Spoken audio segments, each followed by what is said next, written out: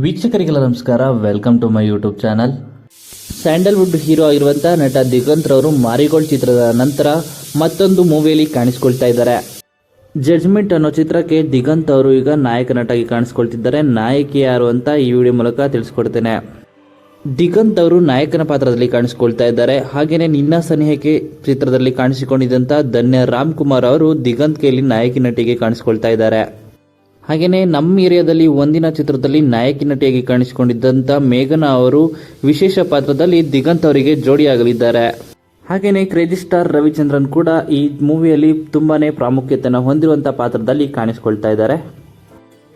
ಈ ರೀತಿಯಾಗಿ trio combination ಅಲ್ಲಿ ಧನ್ಯರಾಮ್ ಕುಮಾರ್, ಮೇಘನಾ ಹಾಗೂ ದಿಗಂತ್ ರವರು ಕಾಣಿಸ್ಕೊಳ್ತಾ ಇದ್ದಾರೆ ಒಂದು ಮೂವಿಯಲ್ಲಿ ಅಂತಾನೆ ಹೇಳ್ಬೋದು.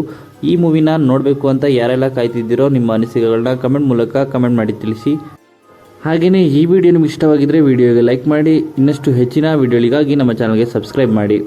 ಹಾಗೆಯೇ ದಿಗಂತ್ಗೆ ಜೋಡಿ ಆಗ್ತಿರುವಂಥ ಧನ್ಯ ಕುಮಾರ್ ಮತ್ತು ಮೇಘನಾ ಅವರ ಬಗ್ಗೆ ನಿಮ್ಮ ಅನಿಸಿಕೆಗಳನ್ನ ಕಮೆಂಟ್ ಮೂಲಕ ಕಮೆಂಟ್ ಮಾಡಿ ತಿಳಿಸಿ.